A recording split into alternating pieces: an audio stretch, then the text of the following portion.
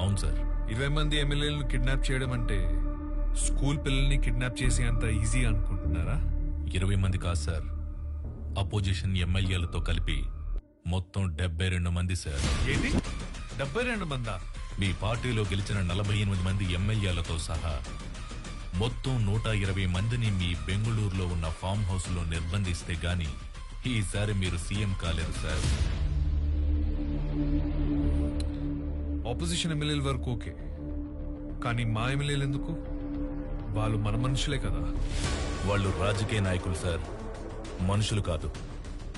అధికారం ఎటువైపు ఉంటే అటువైపే వెళ్ళిపోతారు. ఇక్కడ గెలవడం కన్నా అధికారమే ముఖ్యం సార్.